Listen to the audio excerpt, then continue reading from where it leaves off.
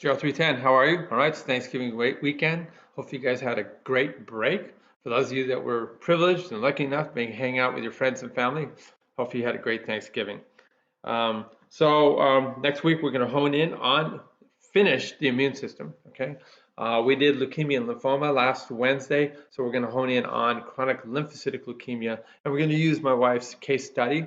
Okay, as a learning tool. So it's be grand rounds on that. We're going to go through every measure that was used in terms of her treatment, and then what the future measures might be if that treatment were to fail, or if she were to get come out of remission. All right, so we'll talk about that. Okay, and then we're gonna go into autoimmune disease on Wednesday. But you know what, this is a pre-med class where I'm trying to make you guys the best physicians you could be, and I felt like I would be remiss if I did not go over diabetes. So we're going to do this whole lecture on diabetes. All right, friends?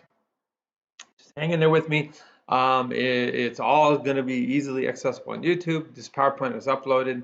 And then remember, we do have a nice collaborative exam, and you guys will figure this out. All right? It piggybacks a lot on what we've already done in terms of diet and nutrition and obesity. Okay, so we're going to go through all these different sections here. Okay. We're going to look at absorption first of glucose in the gut. These topics right here are important because they become targets of therapy, and that's the key difference about this lecture compared to what we did before when we were doing nutrition and obesity. All right, so we're going to look at how we absorb glucose in the gut. Okay, we're going to look how when the glucose gets elevated in our blood, okay, how that stimulates secretion of insulin by the pancreas, okay? And then when we're fasting, how the pancreas will secrete glucagon. Those are the beta cells, these are the alpha cells, okay? We're going to say, okay, now we have insulin and glucose. We did a lot of this, okay, in terms of cancer, right? Remember IGF-1 and insulin, okay? We had the RAS-RAF, MAPK pathway. We had the PI3K-mTOR pathway. All right, so we already did all this, okay? And its growth along with putting the glucose in the cell that will enable the growth. So we did all that. And then we're normally eliminating glucose from the kidneys, but we also are very efficient, okay? If we spent all that time going out there and getting food, why pee out all the glucose? So we have this ability to transport the glucose out of the kidneys back into the bloodstream and get a second crack at it. All right, cool. So this right here is the nuts and bolts. I always like to provide reading on this for you guys, okay? And so I'll walk you through this, okay? So we've had a meal. Here's your intestines, okay? Here's the brush border of your intestines. The individual cell is called an enterocyte, okay? And we come down here and look at the enterocyte. And so what we see is we have two different transporters right here. So this is sodium glucose transporter 1, okay? And sodium glucose transporter 2, all right? All right, so sodium glucose transporter 1 relies on the osmotic draw of pulling sodium that's high in the outside of the cell into the cell, pulls glucose in out of the gut, and then it goes glucose transport 2, takes it right out and puts it in the blood, and off it goes. All right. We see over here, okay, we're going to maintain that balance of sodium, get it out of the cell with the sodium potassium ATPase. All right, and that's important as well. We'll see later on. All right, so you deliver the glucose all throughout the body, and then ultimately your blood's being filtered all the time by your kidneys. Okay, got to get rid of those old beat up amino acids. Got to get rid of all the degraded proteins, and also anything else that's in the blood, like glucose, is going to go through there too. All right. So what happens is the glucose gets filtered right here at the very top of the kidney nephron, the individual unit. These are the tubules, okay, and there's all kinds. There's a proximal and distal tubule, all different functions, okay. We're going to focus in on diabetes, all right. So we see up here, okay, that what we're going to do is we're going to again use this sodium glucose transporter 2, all right, and what we're going to do is we're going to transport the glucose, okay, out of the urine into the tubule cell, and then the tubule cell is going to transport that glucose right back into the blood. Beautiful, all right. this takes energy, okay? So here's your ATP and your sodium potassium ATPase, okay?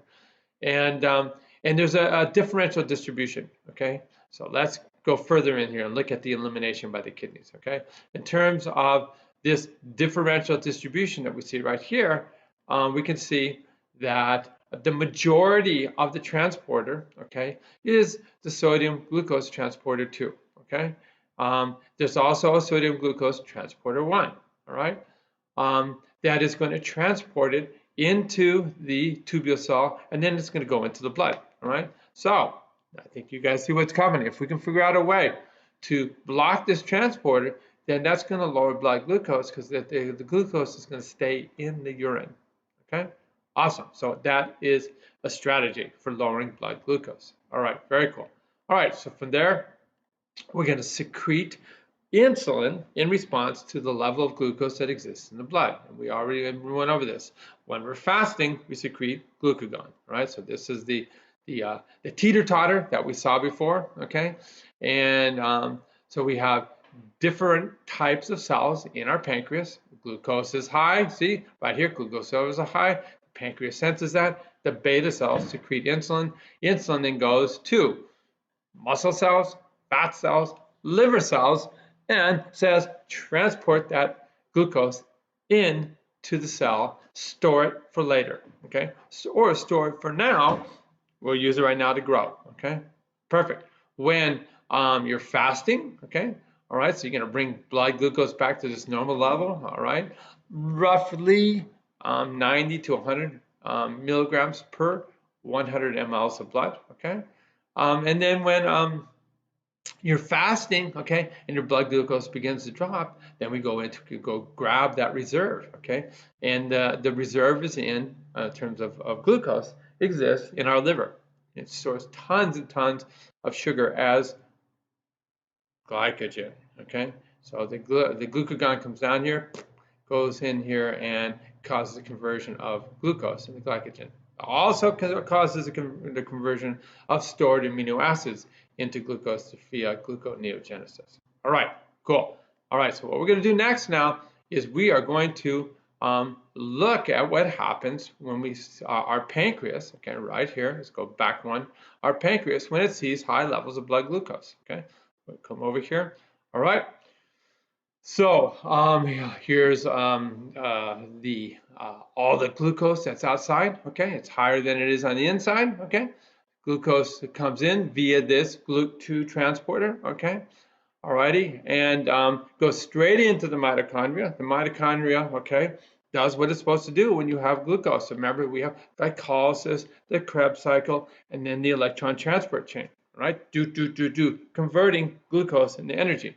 All right, so you get a big load of ATP from that. But what's unique about these pancreatic beta cells, again, our pancreas right here, what's unique about them is they have what's called an ATP sensitive potassium channel, okay? And so when the ATP rises, you can see the negative bar. This shuts down this potassium channel. And if you guys remember neurobiology, if you block potassium channels, okay, what happens is the cell then gets more positive, it depolarizes, it opens up these voltage-gated calcium channels. Calcium comes rushing in, and just like neurotransmitter release, it's the same drill. These vesicles full of insulin then are encouraged to fuse with the extracellular membrane right here, okay, and release insulin into the bloodstream. Boom. All right, so that's how that works. All right, so insulin is secreted by the pancreatic beta cells, okay? We have drugs at our disposal. It's called secretagogues, okay, that increase this insulin secretion process, okay? So it's another tool in your toolkit for fighting diabetes. So we can lower blood glucose by increasing the amount of insulin that gets released in response to a load of glucose, okay? These secretagogues, the most infamous is called a sulfonylurea. And what does it do? It blocks this ATP sensitive potassium channel above and beyond what ATP does. So you get a bucket load of insulin that way. All right? Cool. Next. All right. So Let's look at the cellular response now. So we released insulin, okay? So we saw that right there. Now, glucose and insulin are out there cruising in the blood. We got to go to the cells, okay, and look at the cellular response to insulin. All right, when we get to our cells, oh my God, we've seen this before, guys. Remember, just like I was talking about, all right, insulin binds the insulin receptor. It's game on. It's growth time, all right? So we have over here, okay, we have RAS, and we have RAF, okay, and ERK, and this goes down here to a transcription factor, and this is all about, cell division, okay? We also have PI3K, okay, and mTOR and proteins and everything we talked about, but we're focusing in on blood glucose right now, okay? So when insulin binds to its insulin receptor, the PI3K pathway is not only about growth, it's also about, hey, we got to get glucose into the cell, all right? So what it does is it causes a fusion of these stored vesicles, okay, that exist in our liver, our muscle, and our fat cells, okay? And they move up and they fuse with the outer membrane and insert these GLUT4 channels, all right? So we heard of GLUT2, these are GLUT4, okay? And so these GLUT4 channels then basically open the gates so that glucose will flow inside the cell, all right? All righty, so what we're gonna get then, we're gonna have glucose coming into the cell, as I indicate right here. That then allows us to increase glycogen synthesis if we're not doing anything, okay? Increase fatty acid synthesis, okay? And we're gonna reduce the formation of new glucose, because we already got a bunch of glucose, so it reduces gluconeogenesis, all right? Cool, awesome. Alrighty, so this is the whole drill that I was talking about over here. Here's my insulin receptor, all right over here. It inserted those channels, okay? It showed it a little more cleanly, okay, over here with the vesicle going into the membrane, but it's the same concept, all right? So we're gonna insert our GLUT4 channel into the membrane. In comes the glucose, okay? And you're going to form glycogen, just like it says right here, all right? You're going to inhibit gluconeogenesis, okay? All right, you don't need to be making new glucose. You're actually storing it until you use it later, okay? At the same time, okay, just like we saw with IGF-1, you also stimulate amino acids to be transported into the cell. So we just see this all over here, okay? All right, so we see it right here. So we're gonna insert glucose transporter, GLUT4. We're gonna stimulate glycogen formation right there. We're gonna inhibit gluconeogenesis. See the dash, okay? We're gonna inhibit glycogenolysis, okay? For now, okay? We're gonna stimulate amino acid transport into the cells. And then we're gonna stimulate also the uptake of fatty acids right here, okay? And from glucose, we're gonna make new fatty acids, all right? All right, so we're not gonna burn any more fatty acids right now. All right, cool. That's where we're at. All right. And this is this concept of gluconeogenesis. So if you are wondering what it is, this is where we turn amino acids from protein into glucose. You see that right there. All right, cool. We're not gonna go into that in detail. All righty, cool. All righty, so here it is again, the mechanism. All right, so we're gonna have binding of insulin or IGF-1. Hey, suddenly IGF-1's on board because we had a meal. Okay, it's gonna go through this process and stick the glucose GLUT4 transporter channel in here. Okay. We also have down here all the other stuff that was going on. Guys, remember all this, all right? So we're going to have general gene expression for cell division for manufacturing new proteins, okay? All right, cool. Awesome. All right, so we talked a lot about the use of metformin in diabetes and its potential use in the treatment of cancer, all right? So how does metformin work? Okay, so this ties into what we were talking about right here, and that's why I want to do that. Talk about it right now. Okay, so we see right here, we talked about the balance. Okay, insulin, glucagon, insulin, glucagon. Remember the teeter-totter. Okay, alrighty. So high blood sugar. Okay, hits the pancreas with the red arrow. Okay, stimulates insulin to be released. Okay. It goes to fat cells, muscle cells, it goes to the liver, okay? And it says, let's store glucose as glycogen, all right? This is going to lower the blood sugar, all right? That will then turn off the secretion of insulin, right? We see that right here, okay? All right, so low blood sugar in green, okay? You're having a diet right now, okay? So the pancreas senses that, okay? Different type of cells. These are beta cells that secrete insulin. The alpha cells secrete glucagon. Glucagon runs down to the liver and says, remember all that glucose you stored? I want it back, okay?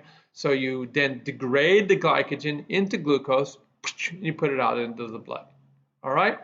Very cool. All right, why am I going over this again? Okay, metformin, okay, it improves glucose handling, okay? It's this amazing diabetic treatment, okay? It works by increasing the molecule AMP, all right? Remember AMPK? All right, it increases AMP, which blocks the glucagon message to increase blood glucose. That's awesome, okay? All right, it activates AMPK. That's going to improve things all around in terms of your handling of glucose, all right? So here it is over here, all right? So we saw glucagon there. We're going to see glucagon here, okay? Here's metformin coming in, increasing AMP, all right? And what first thing we see is the infamous dashed line, boom, all right? So metformin comes down here by increasing AMP levels, okay? Adenosine monophosphate levels, okay? It causes an inhibition of glucagon receptor activation, okay? And that means you're not going to be doing this down here. You're not going to be stimulating the breakdown of glycogen, right? So see this over here. Boom. Okay, so we see right here. Now we're no longer going to cause a breakdown of glycogen, so we're going to inhibit that, okay? And we're going to inhibit gluconeogenesis while we're at it, all right? So it's a win-win. And then on the other side, okay, so this is all happening down at your liver, okay? On the other side, okay, we see in the liver, also in the muscle and the fat cells, that elevated AMPK improves insulin receptor function. It's more efficient at removing the glucose, okay? We're going to get rid of fatty acids being produced, okay? It's going to improve overall insulin receptor sensitivity. And that, my friends, is why you'll be prescribing metformin for your friends that have diabetes, all right? So let's take a look at this, all right? Hopefully it'll pop up okay. Let's go into our browser. All right, and watch the action of metformin. Oh, really? Sorry, hold on a sec. Let me go back. Oh, yeah. Okay, I'm just going to do a search. Okay, forgot that this thing changed. All right, let's get in here. All right, boom, boom. All right.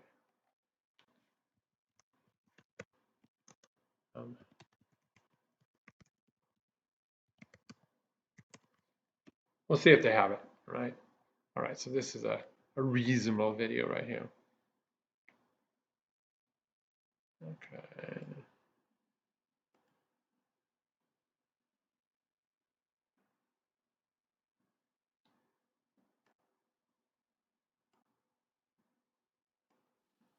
Metformin is an oral anti-diabetic drug which belongs to biguanide class. Here the point you should remember that the metformin is the only drug available in this class. Still now, it's difficult to find a full explanation of the mechanism of action of metformin. However, the primary effect of metformin is to activate the enzyme adenosine monophosphate activated protein kinase, AMPK, which is also called AMPK. So now let's see how metformin decreases or maintains the blood glucose level.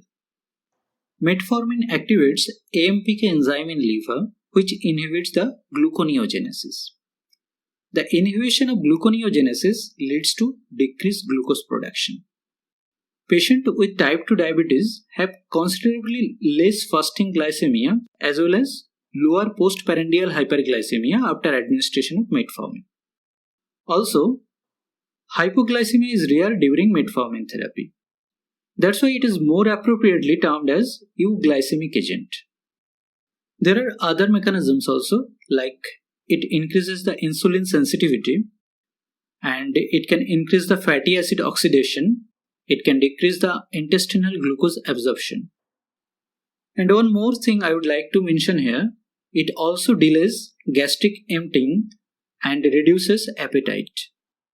This can cause weight loss in some cases. Beautiful. What's not to like about metformin? Okay, cool.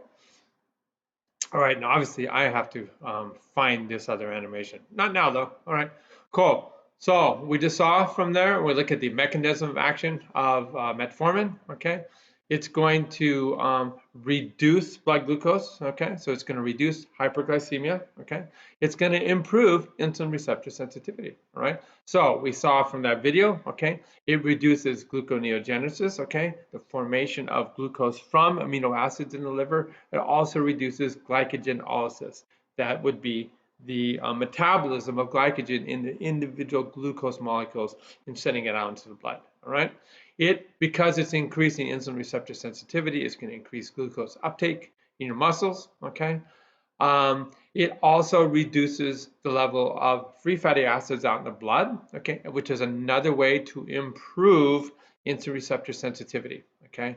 And as he mentioned last time, you're going to actually lower the amount of glucose that is absorbed in the intestines, so it's going to contribute to weight loss, and it also helps to reduce appetite a little bit. Okay, and a lot of the mechanisms are not fully understood because the AMPK is so complicated. All right, so we see over here. Okay, this is our diabetic goal right here. So metformin is going to increase AMPK activation. Okay. And that's going to block gluconeogenesis, and that's going to lower circulating levels of insulin. Okay. Alrighty.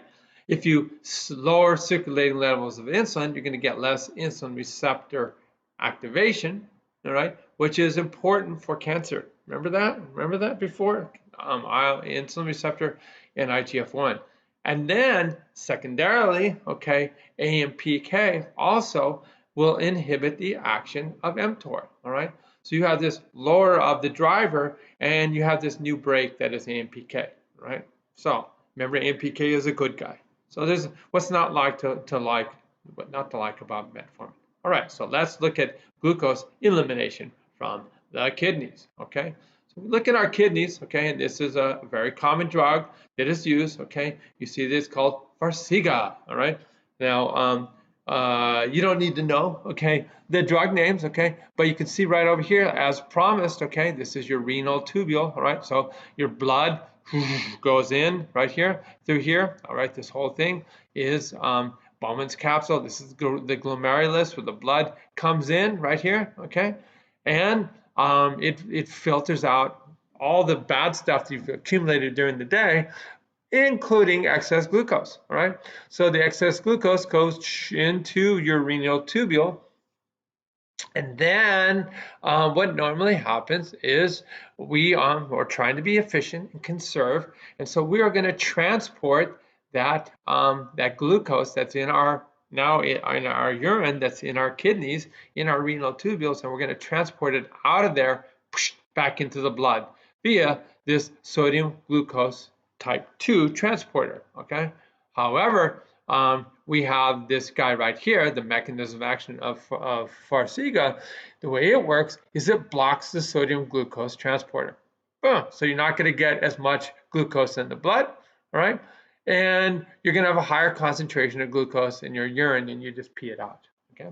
Awesome, right? So remember, going back over here, remember we talked about this guy over here, all right? So sodium glucose transporter right here, highly expressed number 2 in the kidneys, okay? Highly expressed number 2 in the kidneys. So this is not a sodium glucose 1 transporter drug. This is a sodium glucose 2 transporter drug. 2, all right? So it's not going to get this one. It's going to get this one. It's not going to get this one. It's going to get this one right here, okay? And again, that's highly expressed right here in the kidneys. Cool. All right. So let's look at mechanisms now contributing to diabetes, okay? All right, type 1 and type 2 diabetes have different causes, okay? Um, Two factors are very important for both, okay? You inherit a predisposition to the disease, okay? Genetically, all right? And then something happens in the environment to trigger both, all right? Genes alone are not enough, okay? So one proof of this is we look at identical twins, okay? Identical twins have identical genes, okay? Um, Yet when one twin has type 1 diabetes, the other gets the disease at mostly only half the time, all right? Right? When we have a twin with type 2 diabetes, the other's risk is at most 3 or 4 times the general population, all right? Okay, so yeah, so what's the environmental trigger? You know, it's hard to say with type 1 diabetes. Some people think of viral infection. Okay, all right, cool. All right, so cost of diabetes. Here's some of the epidemiology. Right, so we have 30 million Americans with diabetes. Okay, we can look at the healthcare costs. Approaching $400 billion. Okay, per year. Okay. 84 million Americans are pre-diabetic, 30 are full-on diabetic. So this is something that can be dealt with, okay? Easily. Okay, of course, of our gross domestic product, 1 in every $7 is going towards dealing with diabetes, okay? Here's some stats about diabetes, okay? Prevalence, okay, all right. In 2015, that's when we take a snapshot. Who has diabetes right now? Approaches 10% of the population, 30 million Americans, okay. And we look over here, that's type 2. We look over here, this is type 1 diabetes right here, okay. There's a lot that are undiagnosed, okay. We see that with seniors, okay, age 65 over, it remains high, okay. And it just kind of goes through the cases right here. All right, boom, boom, boom. And we see again, this class is a class on aging, all right? But it's also a class on nutrition, okay? And when we look at the obesity epidemic and the metabolic syndrome, part of the metabolic syndrome is to develop type 2 diabetes and insulin receptor insensitivity or insulin resistance, okay? And we're looking over here, going from 1980 to 2014. Okay, we're looking at the different age groups, and we're looking at the rate, okay, of diabetes being dosed in the population, and it shows you the simmering growth of the obesity epidemic that's contributing to the development of diabetes. All right, and we see this is young people. It's creeping up. This age group right here is 45 to 64, and then 65 to 74, and 75 and above. You see that again, the older you are, the more cumulative the effect is. Okay? All right, cool. What is going on? All right? We see two things. Okay? Like I said, genes and environment, all right, are a big part. Okay? These are autosomal recessive, okay, genetics problems, okay. We have autoimmunity, okay, that is the root cause of type 1 diabetes, right? So this is right here when it says 1 and 2, this is type 1 and type 2, right? So let's look at the physiology again. Okay, insulin resistance at the insulin receptor. Remember this figure, okay? Awesome. Alrighty, so this is slightly different now, okay? So we're looking at over here. Here is the steps that need to be taken to put this GLUT4, all right, transporter into the cell, all right? And what we see here, okay, insulin, when it is bound, okay, is going to create step 1, step 2, step 3, and put that transporter into the cell so you can get the glucose out of the blood. However, free fatty acids, when elevated, okay, because you have abdominal obesity, all right, they are elevated all throughout your blood.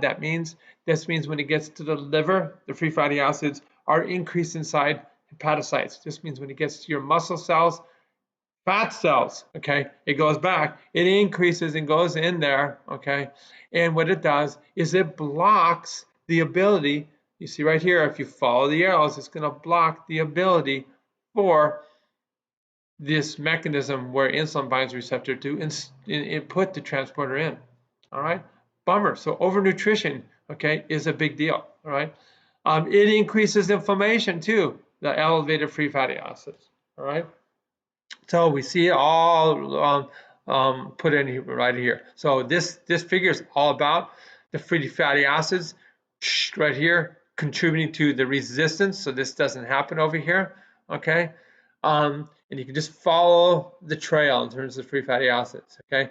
We first third of the class we heard about overnutrition and growth hormone increases, okay? When we have elevated growth hormone, this also reduces the sensitivity of insulin receptors, okay? We see over here, okay, obesity, and remember adiponectin, right? It goes down. That is a player in increasing the sensitivity of our receptors.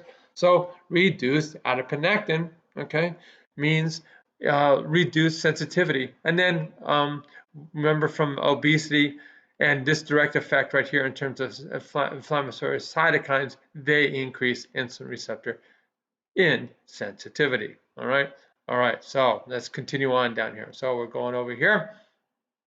All righty, so we have this issue, okay, where we have looking at the course of type 2 diabetes, all right? And so I just showed you back here all these reasons why we have insulin receptor insensitivity, all right? Elevated fat from obesity, okay? Boom, right there contributes to reduced placement of these GLUT4 transporters. So the sugar stays high outside the cell, okay? We heard about growth hormone, we heard about adiponectin, okay? Inflammatory cytokines. All of this is going to then contribute to this development of insulin receptor insensitivity or insulin resistance. And it's over time, slowly but surely, okay, because of this obesity epidemic that we have, okay, the metabolic syndrome, all right? So initially, our beta cells, your blood glucose is going to be high, so they compensate. They actually increase in number, they undergo cell division, they get bigger, and they start pumping out more and more insulin. And so you see right here, in spite of the fact you're pre-diabetic, and you're developing significant insulin resistance, your blood glucose levels can look relatively normal, okay? Because you're pumping out right here tons of insulin, all right? However, what happens is with continued progression of your diabetes, we're going to look at what happens is pushing and pushing and pushing on these pancreatic beta cells. They undergo basically a stress-induced failure. So then you have failure of the beta cells in the pancreas, and you look at insulin production goes down, down, down, down, down, and then what happens to your blood glucose? It skyrockets, okay? All right, so we see right here, again, metabolic syndrome in obesity. So this right here is your normal pancreas, okay? Normal beta cells, okay, that are producing insulin, all right? And we're looking at the course right here, okay, of overnutrition and obesity. And we see what happens is there is this compensation that I was talking about. Remember, getting more and more and more insulin production. The only way you're going to do that is to induce growth, okay? So you get more numerous beta cells and larger beta cells, okay? And then what happens is they begin to dysfunction, okay? They're being driven to cell divide, calcium levels get high, they undergo necrosis, apoptosis, and then you have failure, all right? All righty, so, and that's why you want to nip it in the bud, catch it early here, adjust your diet, because you don't want to get to this point, because then you will be given the drugs that we'll be talking about, you will also become insulin dependent, and it's a really, really tough road, all right? If we look at complications of diabetes, okay? The symptoms you're going to see with this metabolic syndrome are vascular symptoms. All right, it's because remember of the candy coating of your blood vessels. All right, so we see these vascular complications. You're going to have heart disease. You're going to have stroke, deep vein thrombosis, pulmonary embolisms. All this because of vascular disease. Okay, what else happens with vascular complications? You get diabetic peripheral neuropathy. Okay. And what is that? Okay, well, you're just not getting good flow of blood out to the extremities.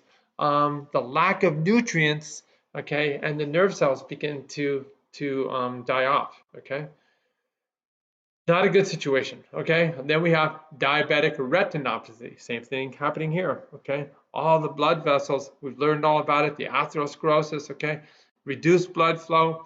The candy coating, advanced glycation end products, diabetic retinopathy, diabetic nephropathy. Okay, your kidneys begin to fail. Same deal. We saw that big giant blood vessels going into the kidneys. Okay, and then ultimately we see because of the compromised blood flow, the leakiness of the blood vessels that is happening in all these cases, causing damage. We get type 3 diabetes, which is Alzheimer's disease. All right. And we spent a whole class looking at too much insulin receptor activation, too much IGF-1, okay, obesity, inflammation, all being part of the driver for cancer. All righty. So what are we going to do? How are we going to test our blood glucose? We're going to go see our doctor, at least once a year. And they're going to do a physical exam where they're going to do a blood lipid profile, and that's all about GERO 414, stroke prevention, but also they're going to do a blood glucose analysis, all right? So we're going to look at fasting blood glucose, glucose tolerance test, the ultimate measure of how well you're doing. This is your advanced glycation end product, which is awesome, the hemoglobin A1C test, okay? It's a measure of how glycated hemoglobin is, and it's a long-term view of the diabetic condition. Again, this is a measure of an advanced glycation end product. Boom. All right, here's some great reading on this, okay? So we're going to hone in on our measures. So it talks all about what we're doing and what are we doing here, okay? We're going to do a blood test, okay?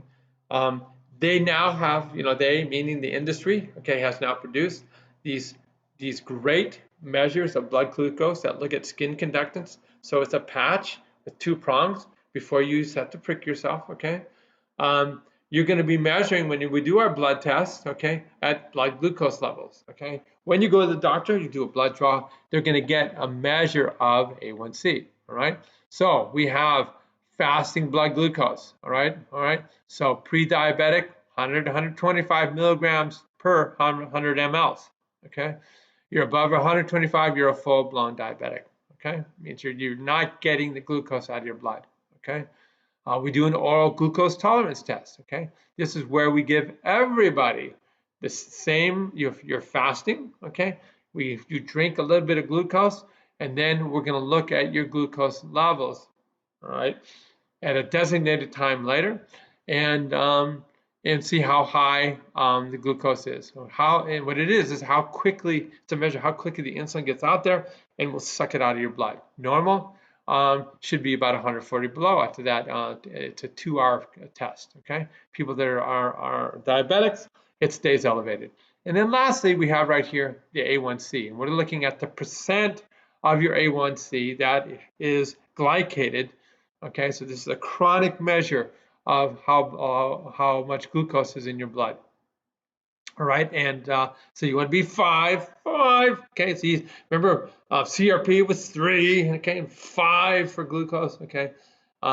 You get in this range right here, you're pre-diabetic, and above 6.5, you're a diabetic, right? So this is, again, this measure that we're looking at. This is your red blood cell, okay? Lives about 120 days, right? Hemoglobin is contained in the red blood cell. So here's our red blood cell. Here's our protein, hemoglobin. Glucose enters the cell and glycates it, okay? And the higher the blood glucose levels, the higher the glycation, right? So this is your measure of HbA1c. All right, cool. All right. Symptoms of being a diabetic. Okay, we kind of went through the long-term consequences. Here's some immediate symptoms. Okay, if you have high levels of glucose, it means it's not getting packaged into the liver and into muscle cells, into fat cells. It just stays high. All right, because you're either type 1, you're not secreting insulin, or type 2, your insulin receptors are insensitive. Okay, type 2, you can have failure of the pancreas as well. So blood glucose is going to be sky high, all right? So that means that blood glucose is high when it gets to the kidneys. The kidneys are going to also experience high levels of glucose. And by osmotics, all right, everywhere that glucose goes, it takes water with it, right? It's like when you add sugar to water and you stir it up, the sugar disappears, it's still in there, okay? It's cloaked in water. So you're going to be peeing all the time. And if you're peeing all the time, you're pulling, the glucose is going into your urine, you're peeing it out, you're going to have a decrease in volume, so you're going to be feeling thirsty all the time, okay? You're going to be hungry, right? Because every single cell in your body, the insulin receptor is not working, so the glucose is not getting into the cell. So the sensors all throughout the brain are going, where's the glucose, okay? And boom, you get hungry, right?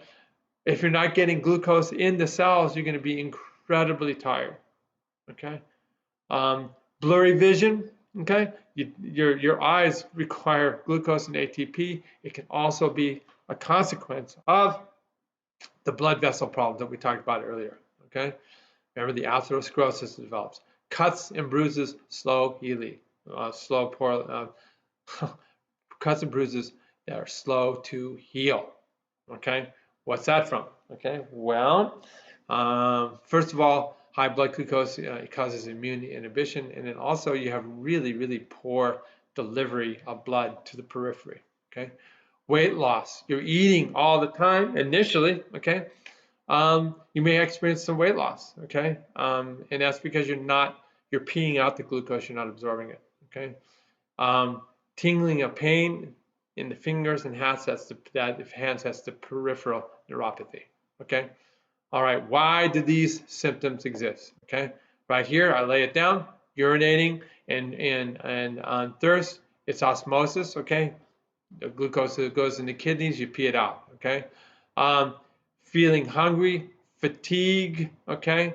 This right here is on the insulin resistance, or no insulin, so you're not getting glucose into the cells, okay? Blurry vision, cuts and bruises, advanced glycation end products, okay?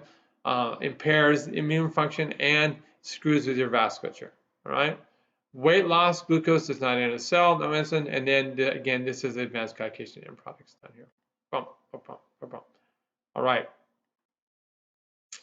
What's going on in terms, back here I kept talking about vascular disease and advanced glycation end product. All right, this is from your paper.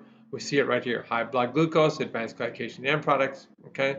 What is that going to do? Okay, that's going to stimulate the receptor for advanced glycation end products.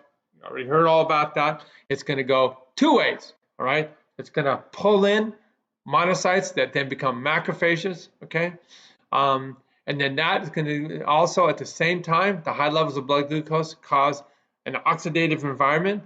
So you're going to get oxidized LDL, comes in here, you form these ungodly plaques, and now the blood vessels don't work as well. No immune function getting out to the periphery, no goodies getting out to the periphery, and you start having the problems of diabetic retinopathy, peripheral neuropathy, infections, okay? Diabetics, because of the peripheral problems of the blood vessels and the immune compromise, the bruises, the cuts not healing, they get infections and lose limbs, okay? Alrighty, the other thing that happens down here, okay, is you stimulate the formation of clots, and people are much more vulnerable because of diabetes to throw clots, have heart attacks, kidney failure, strokes, and things like that. All right, cool. All right, diabetes and vascular disease. Again, we've talked about this. Again, the glucose forms these advanced glycation end products on proteins that activates RAGE, the receptor. All right. You also see increased levels of reactive oxygen species when blood glucose is high, okay? This results in oxidized LDL, all right? And these white blood cells, okay, they invade the vasculature, right? Cell adhesion molecules, okay, we see this over here, okay? Monocytes becoming macrophages. Macrophages consume the oxide LDL and form these plaques, right? We also see everything I talked about down here, okay? Inflammation and platelet aggregation. Boom, boom, boom, boom. All right. Infections, a big problem for people with diabetes, okay?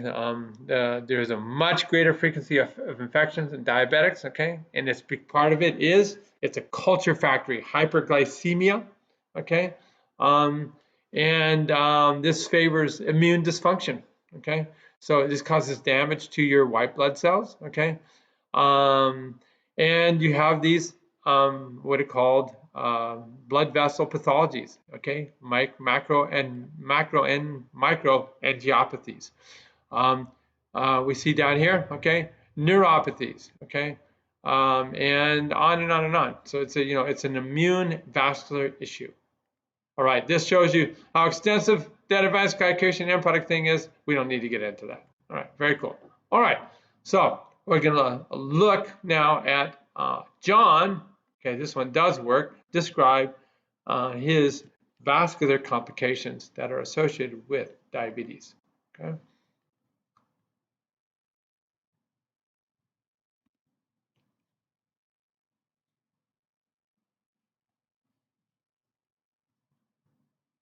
Hello, everyone. My name's John, No, we're not. and I was diagnosed with type 2 diabetes some years ago. And I'm here to tell you my story and some things about type 2 diabetes you may not know. You've just seen the prevalence statistics for diabetes. We all know that this epidemic is having an overwhelming impact on society and healthcare spending worldwide. So, why is this often preventable, manageable illness causing such devastation? The answer lies in truly understanding how the whole body is affected by diabetes. The heart, blood vessels, brain, kidneys, liver, eyes, and nervous system. And that is why I'm here.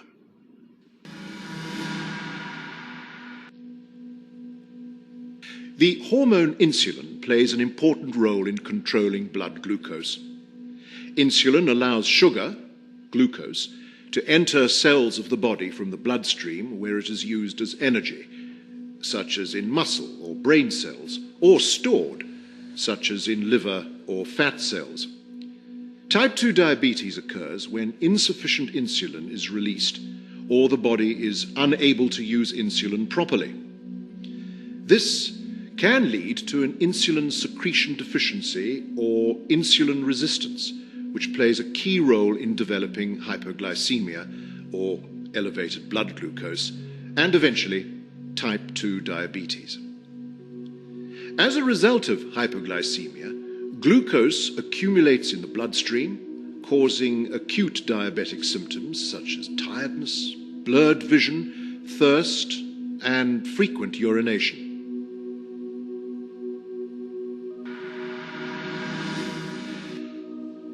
But diabetes is also a chronic lifelong condition and thus requires careful control. Without proper management, damage may occur to widespread bodily functions.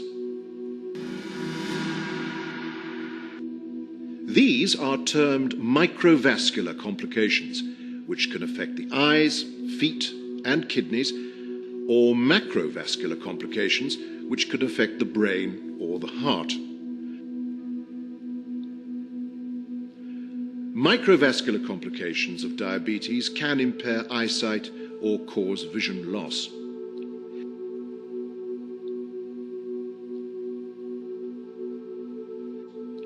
Excess blood sugar can cause nerve damage.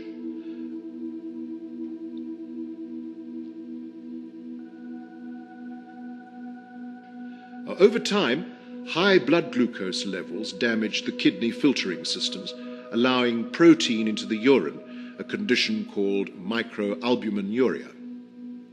Longer-term excess glucose consumption progresses to a condition known as diabetic nephropathy.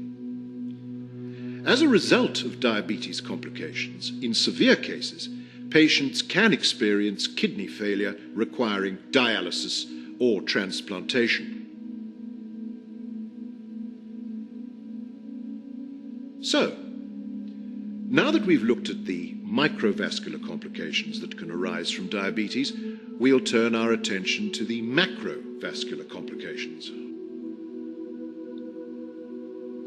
For example, atherosclerosis, which is a hardening and narrowing of the arteries caused by increased sugar in the bloodstream.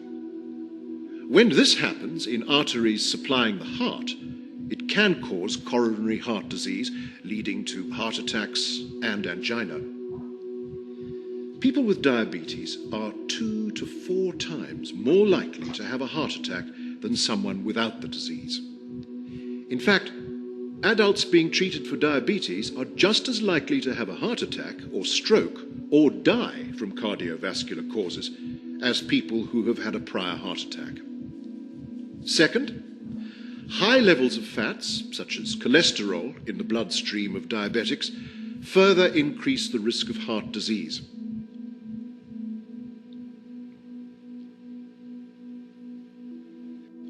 In the brain, atherosclerosis can cause diabetes patients to suffer a stroke. The risk of stroke among people with type 2 diabetes is already high at the onset of the disease. In fact, it's more than double that of the general population.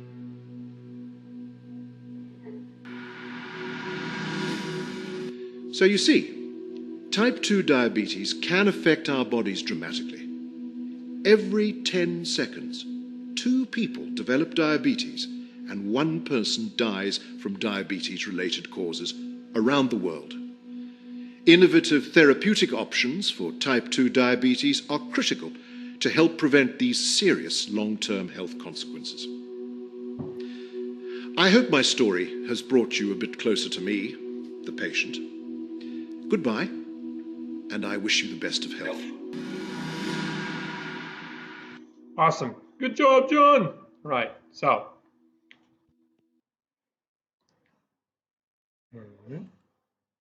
Let's go back to where we're at.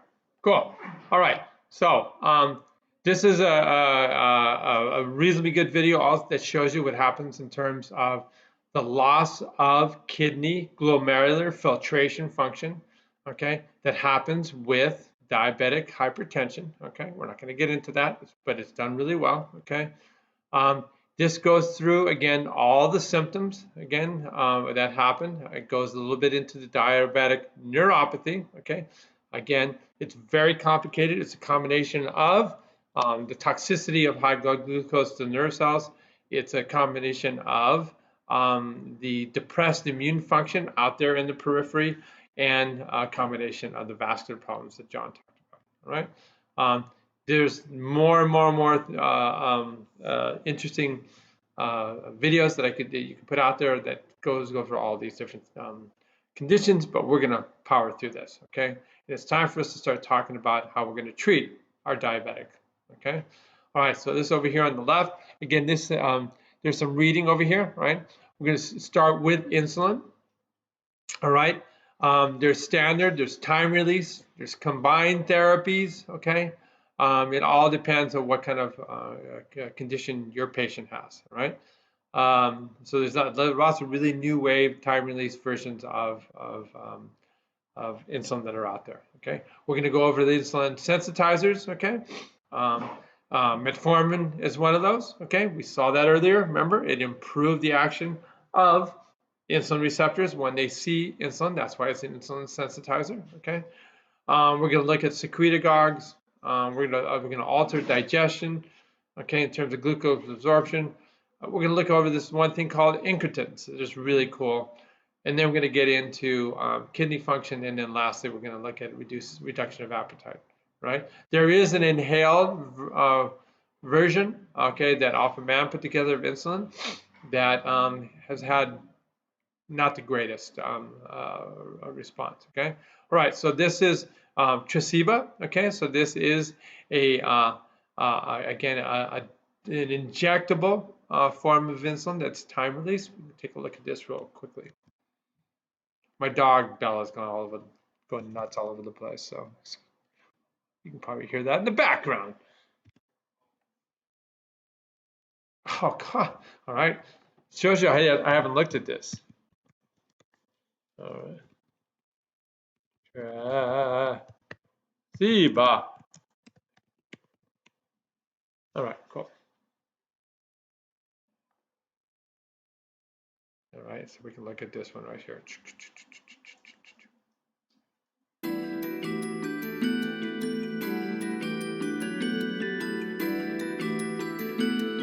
To improve glycemic control in patients with sensitivity to Tresiba or one of its excipients. Never share a Tresiba FlexTouch glycemia or hypoglycemia, dystrophy, or localized cutaneous repeatedly injected in be life-threatening. Please see a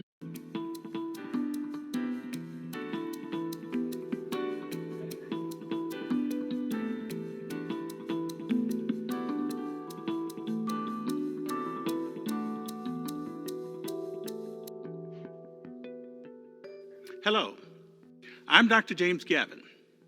I'm here to talk about the basal insulin Tresiba. Tresiba has a long duration of action. You may already be familiar with this aspect. I'd like to walk through the molecular design of Tresiba to see how that duration of action was created. I'll also touch on why it was created this way and what it could mean for your patients with diabetes. Let's get started and see how it works at the molecular level. Tresiba was designed to be different, and we can see that in its mechanism of protraction. This protraction allows Tresiba a slow and consistent rate of absorption into circulation. In the pen, Tresiba exists as stable and soluble insulin dihexamers bonded together by zinc. Once Tresiba is injected, the phenol diffuses, and the insulin dihexamers form chains referred to as multihexamers. Since the rate of insulin absorption is tied closely to molecular size, these large multihexamers stay in place, creating a subcutaneous depot of insulin. As the zinc bonding the multihexamers diffuses, individual monomers slowly and continuously dissociate from both ends of each chain. These monomers are now the correct molecular size for absorption into the bloodstream. As a result of this mechanism of protraction, Tresiba has a duration of action of at least 42 hours that won't taper off at the end of the day. For adults, Tresiba can be dosed once daily at any time of the day. Adult patients who miss a dose of Tresiba should inject their daily dose during waking hours upon discovering the missed dose, and then continue with their regular dosing schedule, ensuring that at least 8 hours have elapsed between Tresiba injections. When I prescribe a basal insulin, I take a close look at how it works and consider why it works the way it does. This helps me make treatment decisions. For patients who could benefit from a long duration of action, I would prescribe Tresiba. Hypoglycemia is the most common adverse reaction of insulin, so including Tresiba, the and may be disclaimer. life-threatening. Increase monitoring with... Cool. All right. Thank you. I'm glad we were able to look at that. It was well done. All right. So I'm gonna go ahead and insert that into our PowerPoint. All right. And just goes to show you, time flies, man. This was the actual official Tresiba YouTube, but by the company, but they changed it, right? I'll find out. I'll find it better later. All right, next. Okay, all right, so let's go on to insulin sensitizers. So we talked about Metformin, right? So Metformin, okay, has a couple different actions. First of all, it's going to reduce gluconeogenesis, okay, all right, which is good. It improves insulin receptor sensitivity, okay, which is good, all right. It also reduces appetite, okay, which is good, and we saw that before, okay.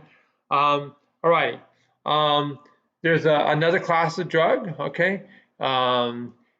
TDZs, okay, and they are thiazolidinones, okay, and they work by acting on the liver, decreasing gluconeogenesis, okay, and also improving the insulin receptor function, okay.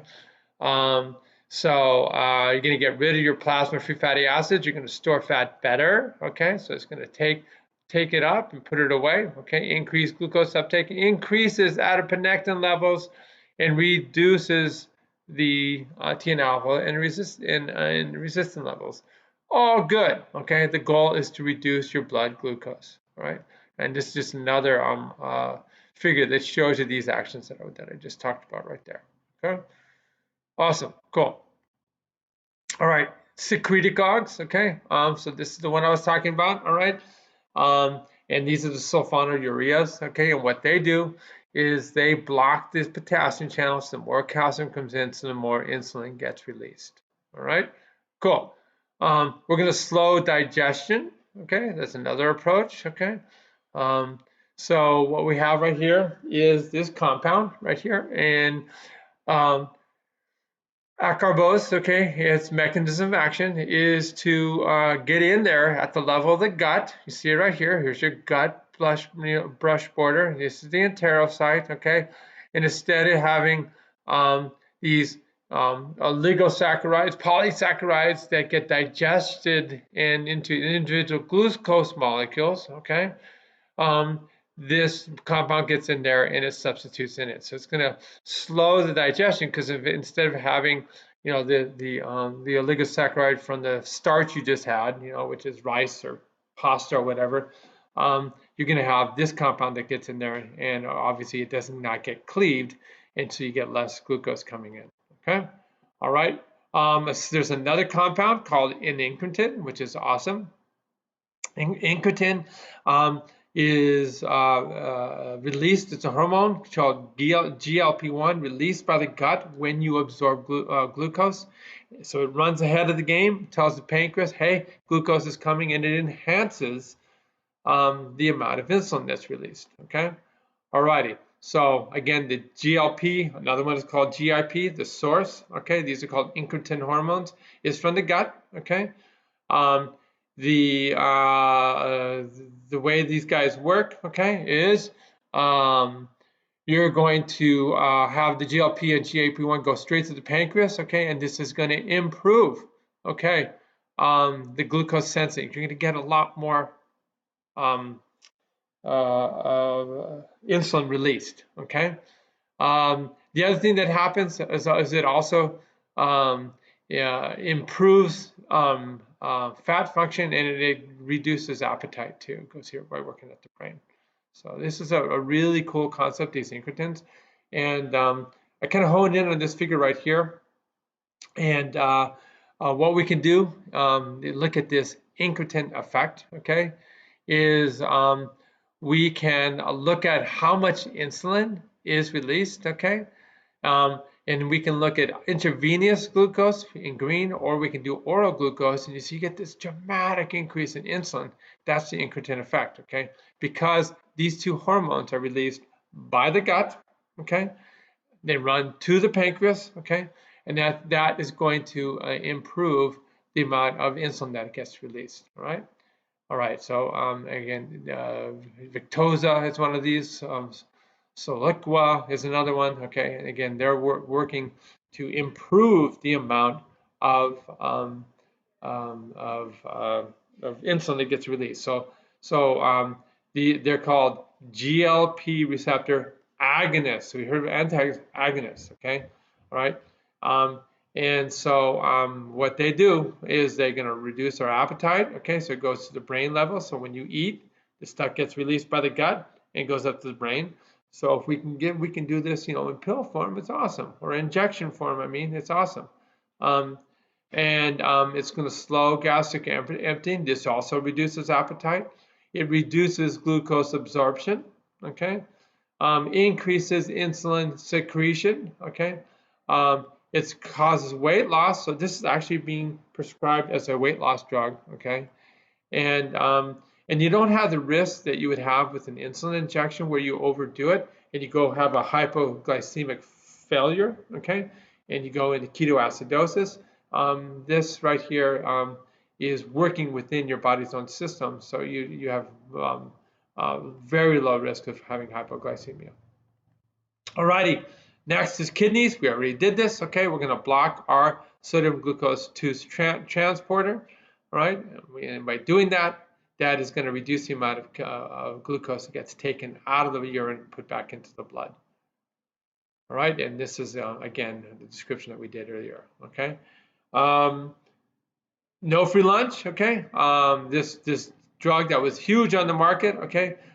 Because of the high glucose that was in the kidneys, was causing kidney toxicity and injury. All right. So yeah. So there's a warning that's out there for these drugs. Okay. Evocana. Okay. Farxiga. All these different drugs that are the sodium glucose 2 type 2 transporter. All right. Lastly, we can reduce appetite. Okay. So one thing we did, remember, we showed you how we were able to use that one drug that reduced absorption right here. Okay, this is Acarbose. Okay, and then we have a drug down here, that kind of amylin, that reduces appetite. Okay, and we're going to get back up to there right here. All right, and that would be right here. Okay, and so amylin is again secreted by the pancreas after a meal. Okay. And it goes up to the brain and says, okay, that was good, you don't need to eat anymore. So what we can do is have an amylin mimetic. So the best established effects of amylin are shown in the box with the solid line. Okay, and then we have some less well developed effects. Okay, so it's going to reduce body weight because it's going to reduce your food intake. It's going to reduce blood glucose because of that. Okay, it reduces glucagon release. Okay, so that means you're during fasting, you're not going to have as high a blood glucose, and it has all these other beneficial effects down here. All right, alrighty. Diabetic ketoacidosis. You know what actually happens if you do not treat diabetes. Okay. All right, so we're looking right here. Okay. So diabetic ketoacidosis, your body does not produce enough insulin. All right. So what's going to happen? Okay. If you don't produce insulin, your cells can't pump in the glucose. All right. So then you got to go and use your other alternative source of fuel. You got to use fats. Okay. We learned all about that. All right. So if the insulin's not working, okay, because you don't have insulin, or you have severe insulin receptor insensitivity, or both, okay, you can go to ketoacidosis. Okay. This is where you're burning the fats, you're making the ketone bodies. Okay. It's all good in small amounts. Okay. But at high levels, remember, you're going to be producing lactic acid, and that's going to create this acidosis condition. You can get severe dehydration, loss of blood volume from this. Okay, and we can look a little bit further down here. Sorry, right here. Okay, and again, we look at this acidosis phenomenon. So remember that if you don't have adequate insulin, okay, the insulin can the glucose that you do have can form lactate, and that causes the problem. Right? Cool. All right. So you're gonna have this vicious cycle, okay, of dehydration, okay, because you can't clear the glucose and you have keto acids, okay. So you're gonna have hyperglycemia and acidosis, okay. This is going to lead to dehydration. You can have altered levels of consciousness, and you can have some serious problems. All right. Alrighty.